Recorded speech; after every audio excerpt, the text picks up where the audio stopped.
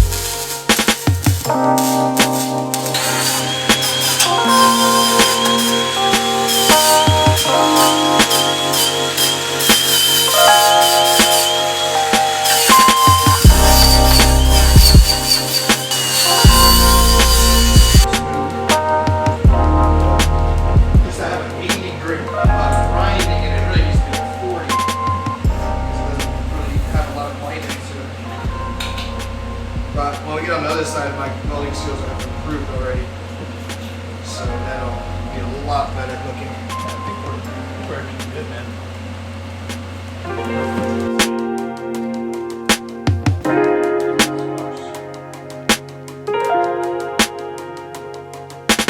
I think that when it comes down to it, you just try to hit your edges to make sure that the edges are accurate. You good? Yeah, I think here looks good. Yeah, it looks good down here. Go for it, dude. Line that shit up. Yeah, I think you just gotta shave away right here, you know? Fiberglass. She's in.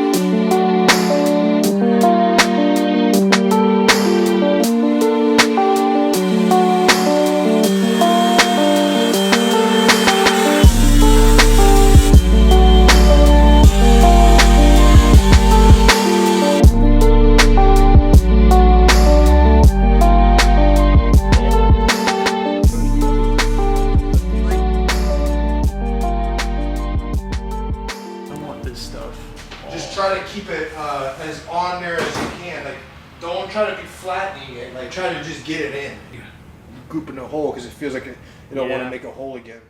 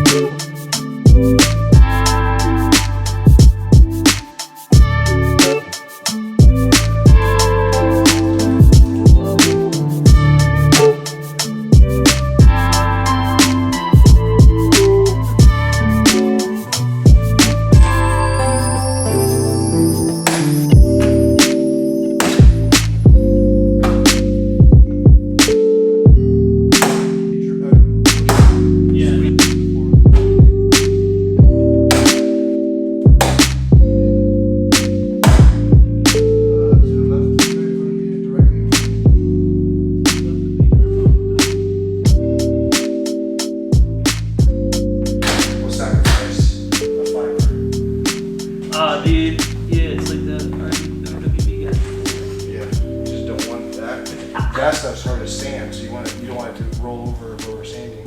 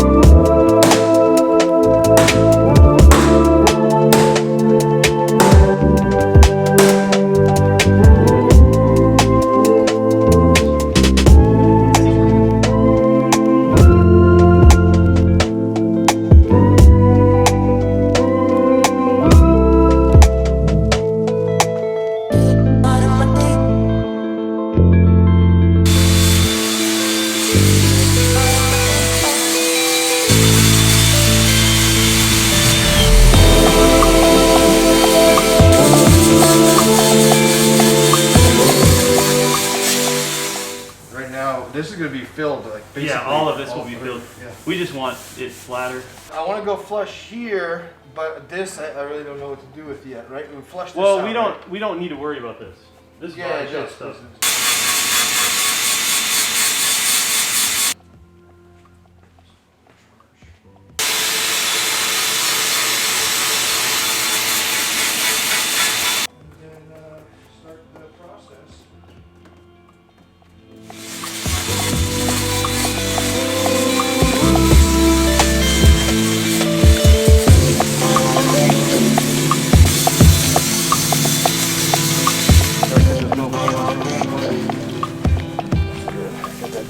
Prep on there.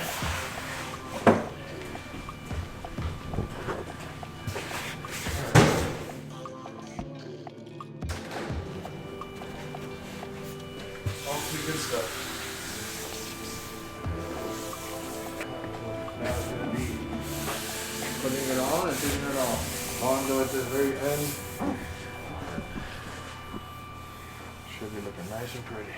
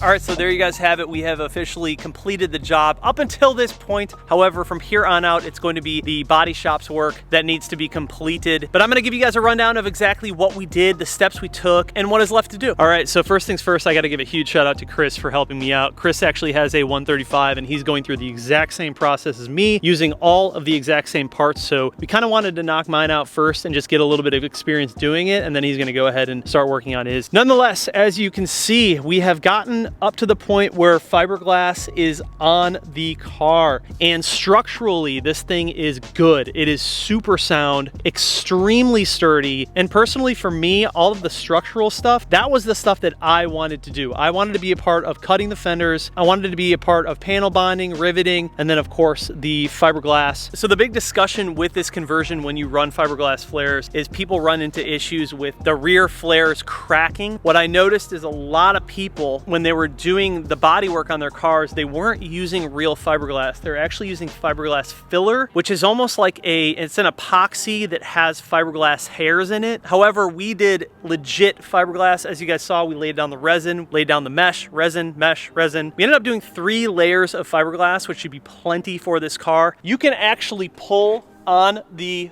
rear quarter, the flare, and it moves the entire car. It is extremely sturdy. I would be shocked if anything happened down the road with this actually showing a line in it or even cracking at that point. So Chris and I did our fair share of research before jumping into this, but we really wanted to try and tackle it ourselves. This was our first time doing any of the stuff you guys saw in this video. We have never done any of this. I've never cut a quarter panel. He's never welded. That was his first time welding. We've never done body work like this to this extent. We've of course never used fiberglass. So really we did as much research up front as we possibly could. And from there on out, it was just a matter of trying it and figuring it out as we went along. If you are anything like me, I learned by doing. So as you guys saw in the video, talking a little bit about the process, there's obviously quite a few stages to make this happen. The first thing that you obviously have to do is prep everything. Make sure everything is clean. In terms of where you cut, you sort of just have to feel that out. You have to figure it out when you get the flares onto the car. But you guys saw us draw lines, decide where we were going to cut, and then really what it came down to in terms of like the bonding from the fiberglass to the metal, you have to keep in mind that metal and fiberglass, 2 different types of materials, will retract, expand, and heat and cold at different rates. And when that happens, that's when people kind of run into issues with lines being shown or cracking or just that bond not being as strong. So we really wanted to make sure that we tackled everything that we could, and we did everything possible to make sure that we didn't run into that problem in the future. So this was sort of the combination that we came up with. First, you're gonna cut, then you're gonna weld, then you're going to seam seal so nothing can get into that metal. Now, of course, we will be running a fender liner. I actually have it in the back here, but it's an E92 M3 fender liner. That will be in the rear. We do have to manipulate it a little bit to work, but we won't do that until everything is painted and finished. But after you do the cutting, after you do the welding, after you do the seam sealing, then it's time to shave everything down so you're down to bare metal. And at that point, we used an epoxy called Panel Bond by 3M, which is what a lot of body shops use when they're actually bonding certain materials to the car. And Panel Bond takes about 24 hours to fully set and cure. So basically, we panel bonded the fiberglass to the metal, then we riveted. So the rivets are still in there. We just shaved them down so the contours are nice and smooth. After we let that cure overnight, we then shaved everything down so it was nice and smooth and sort of removed some of the shelf that was between the flare and the metal, just to make that as good as possible. Really, the final forming and the final contouring will be all in the end. The body shop will be handling all of that, but we wanted to get structurally, we wanted to get this car to this point so we knew it was done well and everything would be very, very tight and rigid and firm, and I just didn't run into issues down the road. So after you get through that and you let that set, that's when you're going to go ahead and start putting on your fiberglass, which brings us to where we are now. Also, before we did all the panel bonding and everything, because you do have exposed metal, we used primer so no rust or corrosion could get in between there. So right now there is a little bit of a shelf on the flare itself that's just made out of fiberglass. It probably goes into like right there, and what happens is a lot of guys when they run these, they don't shave that down, and if they run a super aggressive tire or wheel setup, it hits that and then they crack the flare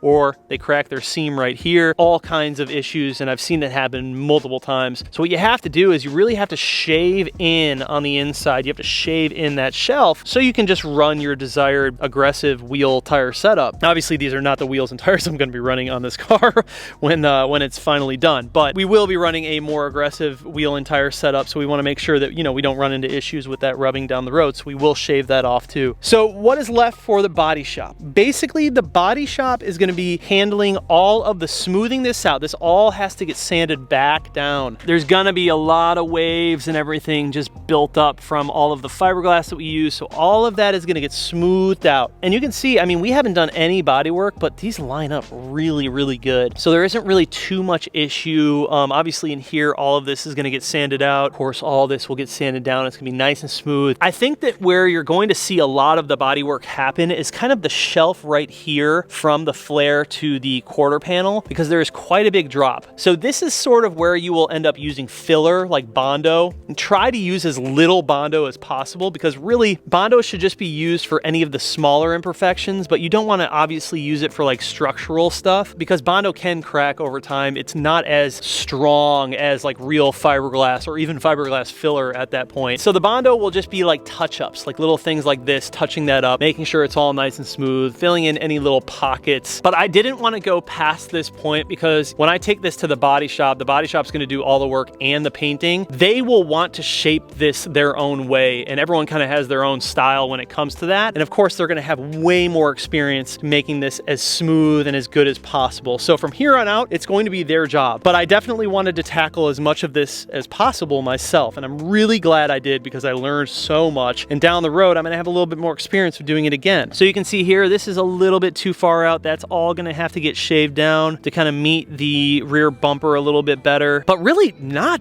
too bad. I mean, right out of the box, it's really not too bad. I think it turned out freaking good, man, especially for two guys who have never done this before, have zero experience with bodywork, have zero experience with welding, any of that stuff. I think we did a pretty good job, and that's really what this project has been all about from the beginning. I saw some people in the beginning of this build, when I started buying a lot of like the OEM parts, they were like, well, why don't you just go buy a 1M at this point? The answer to that is very easy, because I wanted to build something. I didn't want to just go buy a 1M. I wanted to be able to challenge myself, and I wanted to learn more about these cars and just bodywork and doing different types of modifications to cars that are sort of out of my comfort zone. So this car, and even in the E92 M3, I've really set out to challenge myself as much as possible. And that's what this build has been all about from the beginning. I don't care about owning a 1M. I don't want a 1M. They're really not even that much different than a 135. But also down the road, there's gonna be some things that I do to this car that I would never want to do to a real 1M, because at that point you're just devaluing the car. I want to have more fun with these builds. I want to be able to do what I want to do to them without worrying or like tiptoeing around a VIN number. So I think for me personally, it's just more about building a car rather than just buying a car. And that's really just sort of been the whole purpose of this build, and also with the E92 M3. This obviously is a little bit more in depth because we're changing pretty much everything on the car. But yeah, going over to this side needs a little bit more work than the other side, mainly in the back right here. Now you can see it's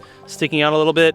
Obviously not bad. It's going to be easy for them to fix that. But nonetheless, once it's all finished, it's going to look really good. And I think most importantly, it's going to be really strong. That was my #1 thing when going with the flares over the OEM quarters. These have to be strong. I want to drive this car. I don't want to run into issues. And I know it's possible, because I have friends who have this exact setup and their cars are completely fine, even a couple of guys who track them. So it just comes down to doing it right. And I've also heard the horror stories and seen the horror stories of cars that have not been done right and issues happening later down the road. And I did everything in my power to avoid that with this car. Here we are. Looks really freaking good. I'm very proud of the work we did. I think it's solid. I think I'm only going to get better with time and experience with doing this type of work. And now I'm excited to kind of do more of this type of work on future builds. Just things that are a little bit out of my comfort zone and wheelhouse, and just get better at it and learn. It's so cool to see how wide this car is and how much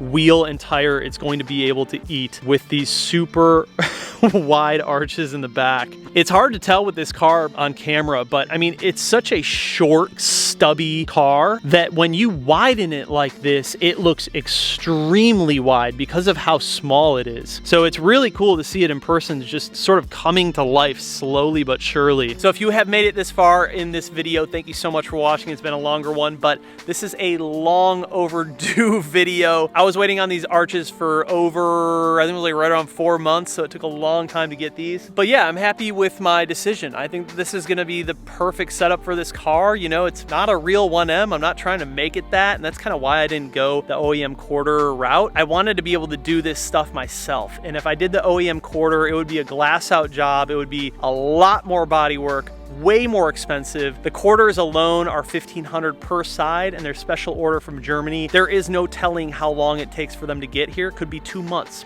Really don't know. And that was straight from BMW. That was what they told me. So that was kind of why I just went for the FLARES. I was like, we're gonna make it work. I'm gonna learn, I'm gonna do the best that I can, and just enjoy the car. And if worst comes to worst, and let's say that these fail, I don't think they will, but let's say that they do down the road, then at that point we order the OEM quarters. Huge shout out to my buddy Chris for helping out. Literally could not have done this without him. And thank you guys, of course, for watching and being big supporters of the channel. But this build is coming along and we are almost there. We are so close. Next up, it is going to the body shop and it's gonna get painted and it's going to look so freaking good. Just wait till I get those wheels on, dude. This car is going to look mental. But thank you guys so much for watching. I'll see you in the next one. Peace out.